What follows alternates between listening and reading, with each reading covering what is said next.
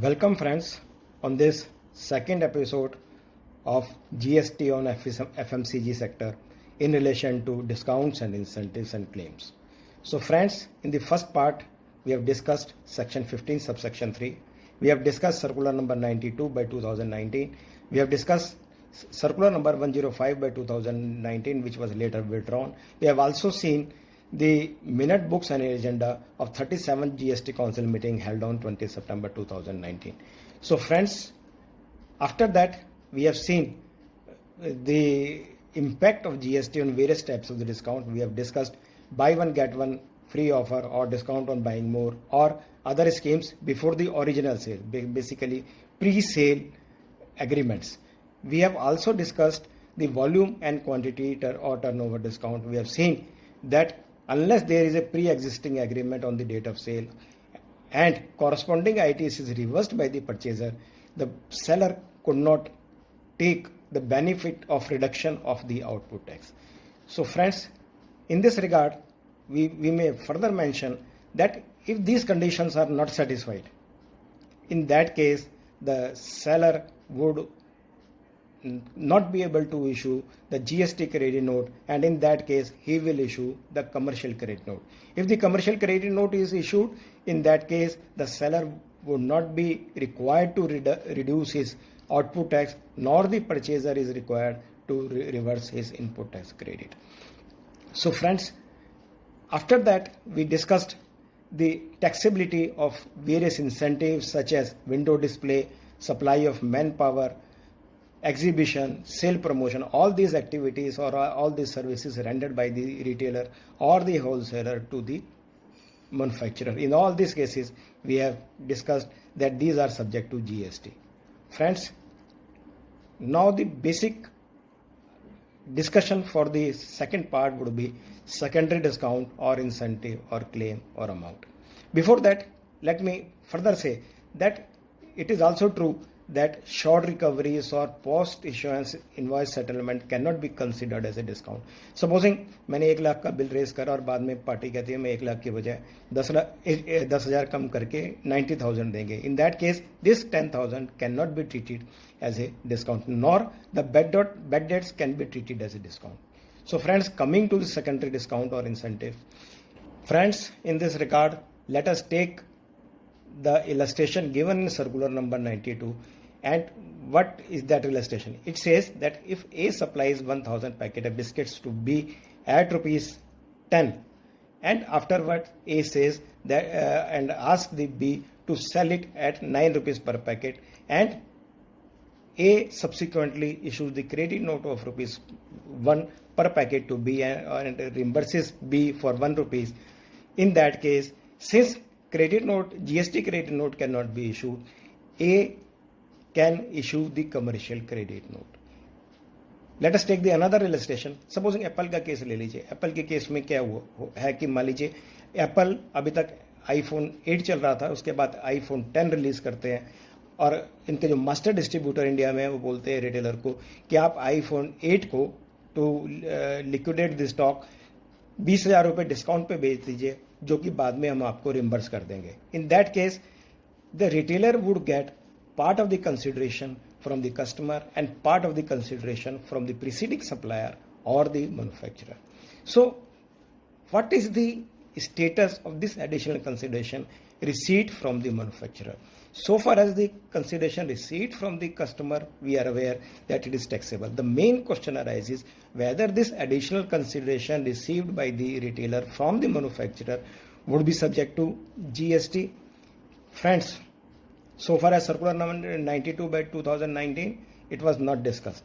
But this issue was discussed in circular number 105 2019, which was later withdrawn, that such additional discount might represent the consideration flowing from the supplier, and it would be added to the consideration payable by the customer for the purpose of arriving at the value of supply. Meaning thereby, जो हमने पुराना case लिया था कि 9 रुपये जो customer से हमें रिसीव होते हैं और 1 रुपये जो मेरे प्रिंसिपल से रिसीव होते हैं, तो टैक्स जो पे करना पड़ेगा रिटेलर को वो 10 रुपये पर टैक्स पे करना पड़ेगा. Before taking our final view, let us look at the definition of consideration, which is defined under section 2 subsection 31, that in relation to any supply, any payment made or to be made whether in money or otherwise in response to or for inducement of the supply of the goods or services whether by the recipient or by any person but shall not include any subsidy by the central or state government. The meaning thereby कि consideration can be received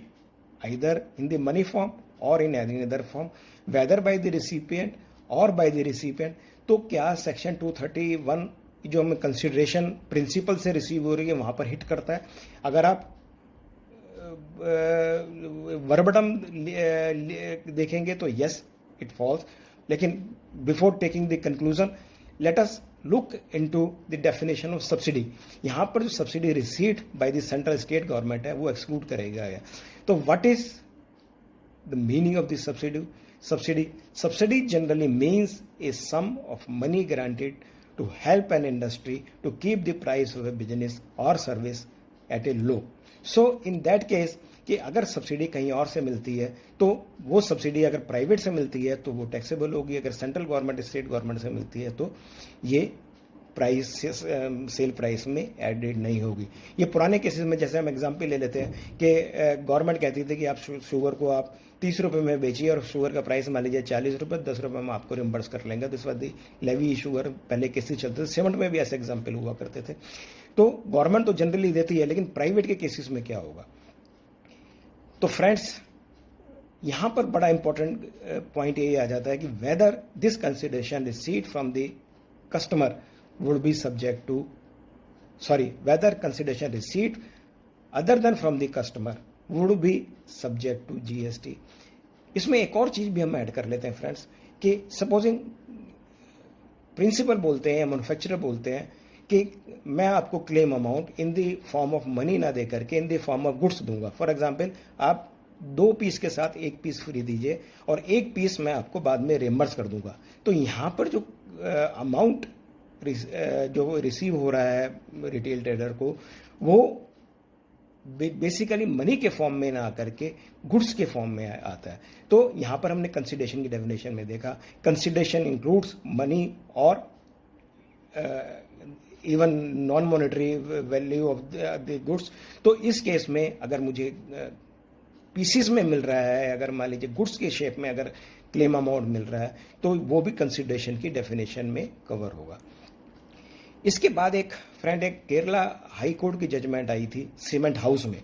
this was in relation to Kerala VAT act where they said that whatever consideration is received from third party for the purpose of making the sale at a low price, then that would be subject to tax. In this regard, friends, let me explain that one explanation was added in the Kerala VAT Act whereby whenever any additional amount is received from the principal for making sale at a loss, then that later on reimbursement which is received from the principal was subject to VAT. तो ये वहां पर specific provision थे, लेकिन so far as GST is concern there is no specific provision, there is no such explanation. इसी तरह से अगर हम जीएसटी की बात करें तो एक संतोष डिस्ट्रीब्यूटर के केस में advance ruling I with Kerala authorities, जहां पे उन्होंने कहा this additional amount would be included in the sale price.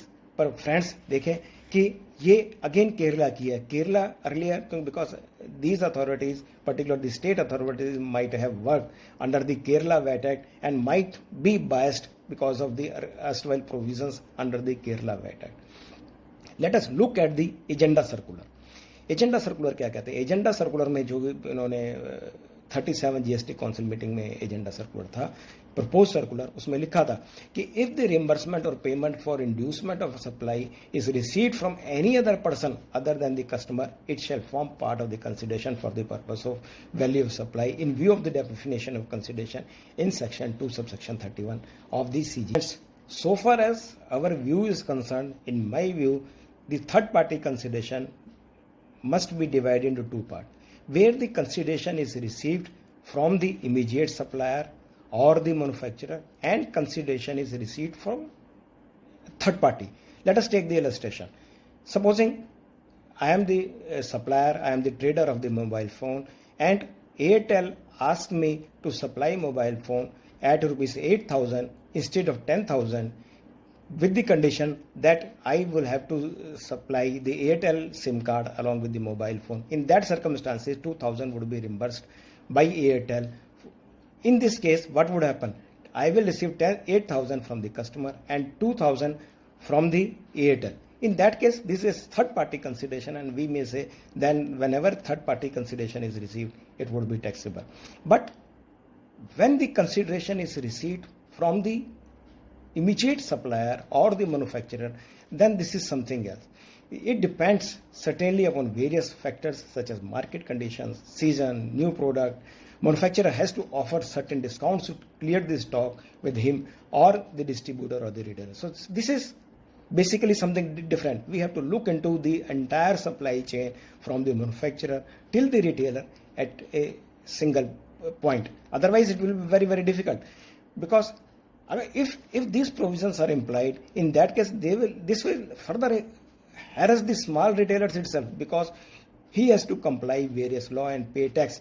Whatever is the supply and whatever he will charge as a tax, manufacturer will certainly avail the input tax credit. But so far as the compliance part is concerned, that compliance has to be done by the small retailer. Friends, in this regard, I must say that manufacturer is also under an unwritten obligation to provide maximum turnover with a short time. Many times he also takes back the old stock which remain unsold, and entire supply chain, as I am repeating, entire supply chain should be treated as one and same thing. इसको हम दूसरे angle से देखें. Suppose अगर manufacturer का ही एक retail outlet हो दिल्ली में, अगर मान लीजिए मैन्युफैक्चरर का जो मेन यूनिट है वो भी दिल्ली में, रिटेल आउटलेट भी दिल्ली में. इस केस में अगर रिटेल आउटलेट अगर 10 रुपये का डिस्काउंट देता है, तो which is ultimately bond by the head office Delhi, तो क्या हम ये कहेंगे कि जो डिस्काउंट रिटेल आउटलेट ने दिया है और जो कि बाद में हेड ऑफिस ने कवर किया है, तो that would be subject to GST? The answer would certainly be no. So similar cases should be arise, because ultimately whatever is lying at the end of the wholesaler or at the retailer, it is the duty, it is under the obligation of the manufacturer to clear all this stock, and certain times he has to initiate, he has to declare certain incentives or certain schemes so that all this stock could be cleared. Friends, further in this regard, whatever we are discussing, the proposed agenda circular, this is the proposed one. This has never been issued by the government. The government has not released this circular. अब GST council की अभी तक इसमें approval नहीं आई है, तो मेरा industry से यही सजेशन रहेगा कि they must approach the government and tell them that this discount whatever they are receiving from the manufacturer is different from third party incentive, and this incentive, this reimbursement should be treated merely as a discount and not an incentive which could be taxed. It should not be part of the consideration. So friends, to conclude, it is my humble submission that government should consider the entire supply chain from manufacturer to the retailer as part and parcel. Ultimately, the goods manufactured by the manufacturer would be sold through the retailer only. Distinction, as I already said, distinction should be made between the third party consideration and reimbursement from the manufacturer. One more thing, friends, I'll also submit to the government that condition of pre-existing agreement in relation to post-sale discount should be relooked and relaxed. If you look at the COVID regime, due to sluggish demand and lockdown, the manufacturer has to offer various schemes to clear the stock of the distributors and retailers. Does it mean that it would be considered third-party consideration and would be taxed? Answer should be no. But government has to come out and issue the clarification. So friends, to conclude, before I conclude, one thing I would also like to say, that law should be very, very simple and it should not be complex. If it is not simple and complex, then the dealer might be tempted to reduce the amount of secondary discount from the value of subsequent invoices also. So this situation should not arise, and government should make a simple law where. With this, I like to conclude. I like to thank my very good friend Sushil Verma, advocate, and we have discussed a number of things regarding this GST on discounts and incentives, and because of his contribution, this could be discussed in this length. Thank you, friends. Thank you very much.